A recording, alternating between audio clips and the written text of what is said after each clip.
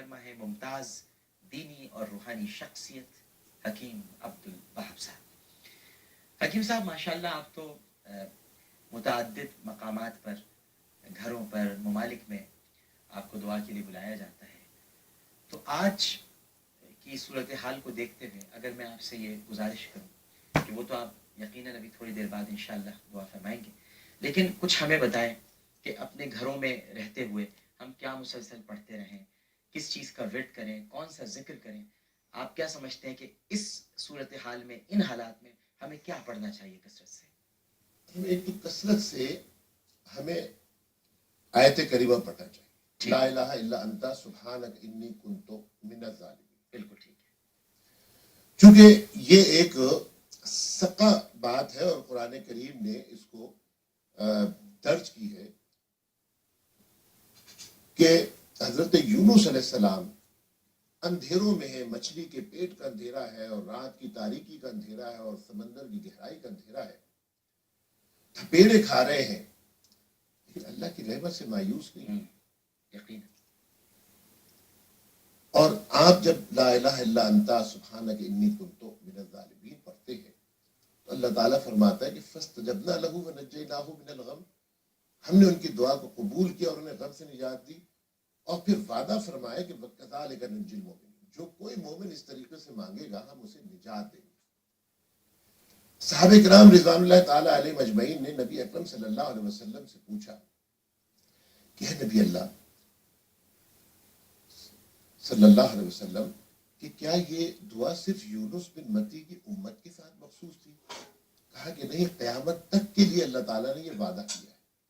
آج جو پاکستان کے حالات ہیں اس میں بہترین توبہ بھی یہی ہے، بہترین درخواست بھی یہی ہے، اور ظاہری سہاروں سے نجات حاصل کر کے صرف رب کو راضی کرنے کا کہ نہیں کوئی نہیں، اے اللہ کوئی نہیں، یہ ہمارے لیڈر، یہ ہمارے محبوب، یہ ہمارے دعوے کرنے والے، نہیں کوئی نہیں، بس صرف تو ہی ہے بس. اور اللہ تو پاک ذات ہے اور بے عیب ذات ہے اور بلند ذات ہے. ہم جو اس حال میں آ گئے ہیں ہم اپنی غلط منصوبہ بندی سے آ گئے ہیں. اللہ پاک نے یہ ملک ہمیں رمضان المبارک کی 27 رمضان کو عطا کیا جی، اور ہم نے اپنی غلط منصوبہ بندیوں کے ذریعے سے کبھی حدود اللہ میں رخنہ ڈال کر، کبھی نبی اکرم صلی اللہ علیہ وسلم کی بتائے ہوئے سزاؤں پر ہم گفتگو کرنے کے بعد، کبھی نبی اکرم صلی اللہ علیہ وسلم پر رقیق حملے ہونے کے باوجود خاموشی اور اختیار کرنا، ان ساری چیزوں کے نتیجے میں ہم عذاب کے اس عالم میں آ گئے ہیں کہ جو یونس بن متی کی قوم پر عذاب نازل ہونے چلا تھا. جی، اور وہ جو رک گیا تھا انہوں نے توبہ کی، اور رکا یہی تھا کہ پوری لوگوں نے جب یہ دیکھا کہ عذاب کی وہ ساری چیزیں جو یونس بن متی نے بتائی تھی وہ ظاہر ہو گئی، تو اجتماعی توبہ اجتماعی توبہ. اب پاکستان کا حل ہے یا کراچی کا حل ہے یا امت مسلمہ کا حل ہے، وہ صرف توبہ ہی میں ہے اور استغفار ہی میں ہے. اور توبہ استغفار جو ہے نہ صرف ہمیں ان چیزوں سے نجات دلا گی، بلکہ وہ جو سورہ نور کی آیت ہے 9 اور 11 کے درمیان، جس میں اللہ تعالیٰ نے کہا کہ بتایا کہ نوح علیہ السلام نے کہا کہ تم استغفار کرو تو پھر اللہ تعالیٰ تم پر موسلا دھار بارشیں برسائے گا، تمہیں مال و دولت اور اولاد سے نوازے گا. تو ہمیں پھر در در بھکاری نہیں بننا پڑے گا، ہم صرف توبہ کریں، اجتماعی توبہ کریں.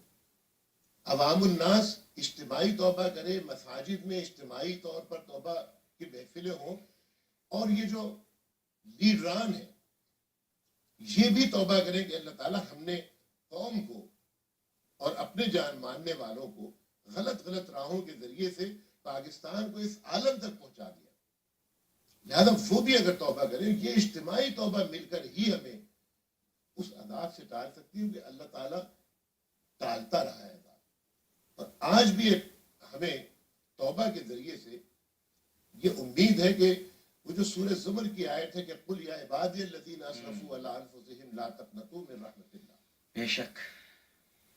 ایک اللہ تعالیٰ نے گناہگار بندوں کو میرے سے خطاب کیا کہ میرے گناہگار بندوں، لہذا جو اس راہ میں چلے گئے ہیں، جو خودکش حملے کے حوالے سے تیاریوں کرنے والوں کے دام میں آ چکے ہیں اور یہ ساری چیزیں ہیں، ان سب سے میں یہ گزارش کروں گا کہ وہ توبہ کا دروازہ کھلا ہے اور اللہ تعالیٰ گناہگار بندوں کو رجوع کرنے کا موقع ہر وقت دے رہا ہے.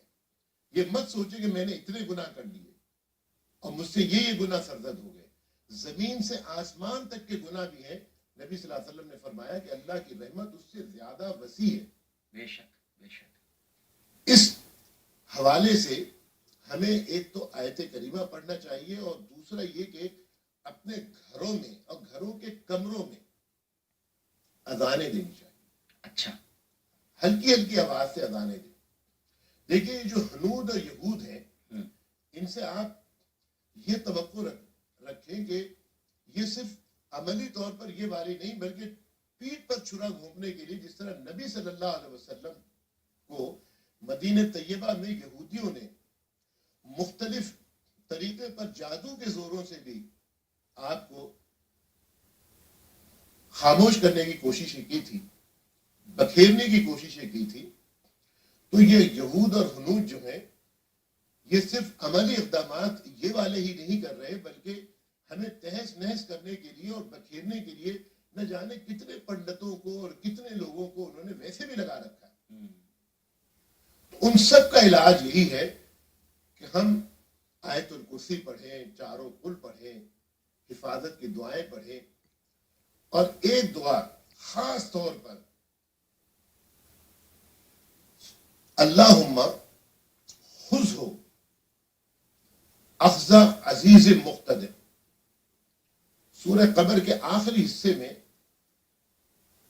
ایک اس حوالے سے آئی ہے آیتوں کے حوالے سے، تو اس میں اللہم کے بعد یہ پڑھا جائے کہ اللہ پکڑ کر تو میرے ملک کو کے خلاف سازشیں کرنے والوں، اے اللہ پکڑ کر تو قاتلوں کی، اے اللہ پکڑ کر تو جو میرے ملک کو روندنے کی کوششیں کر رہے ہیں. جس طرح ایک مقتدر اور ایک غلبے والا پکڑ کرتا ہے تو اس طرح پکڑ کر. دوبارہ یہ دعا فرمائیے. اللہم خذہ اخذ عزیز مقتدر، کہ اللہ پکڑ کر جس طرح ایک مقتدر قوت والا اور غلبے والا پکڑ کرتا ہے. لیکن ہمیں استغفار کرنا چاہیے، اللہ کو راضی کرنا چاہیے اور پھر یہ دعا پڑھنی چاہیے اور مساجد میں اہتمام قنوت نازلہ کا ہونا چاہیے. یہ سارے وہ چیزیں ہیں کہ جن کے ذریعے سے ہم اللہ کی رحمت کو، اس کی شفقتوں کو اور اس کی محبتوں کو انشاءاللہ پا لیں گے. اور میں ان حالات میں بھی جس طرح آپ نے بیان فرمایا کہ واقعی بہت سنگین حالات ہیں، ان حالات میں بھی اگر ہم توبہ اور استغفار کو اجتماعی طور پر پڑھیں تو ہمیں جو اللہ تعالیٰ نے پاکستان دیا ہے وہ اللہ تعالیٰ اس کی حفاظت بھی انشاءاللہ ہم ہی سے کروائے. آمین آمین. کچھ لوگ اٹھیں گے اور اس کی حفاظت کریں گے. انشاءاللہ اس کی سرحدوں کی حفاظت کرنے والوں کی اللہ تعالیٰ حفاظت کرے گا انشاءاللہ. ناظرین کرام، حکیم عبدالوہاب صاحب کی گفتگو میں میں تو گم ہو گیا تھا. یقیناً آپ بھی ان کی باتیں سن رہے ہیں، اور جب دل بہت بھاری ہوں بوجھ سے تو ایسی باتیں بوجھ ہلکا کر دیتی ہیں. ایسا لگتا ہے کہ زخموں پر کوئی مرہم لگا رہا ہے. اللہ تعالیٰ ہم سب کو یہ توفیق دے کہ جو حکیم عبدالوہاب صاحب فرما رہے ہیں ہم اسی طرح سے اس پر عمل کریں، کیونکہ بات تو دعا کی ہے، اللہ کو پکارنے کی ہے. التائب حبیب اللہ، توبہ کرنے والا اللہ کا حبیب ہے.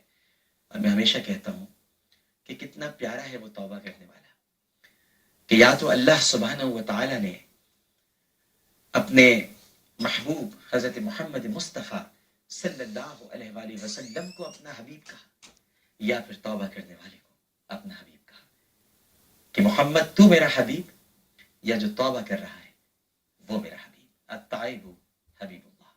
ہم سب لوگ اگر توبہ کر لیں تو اللہ کے محبوب بن جائیں گے. ایک وقفہ لیتے ہیں.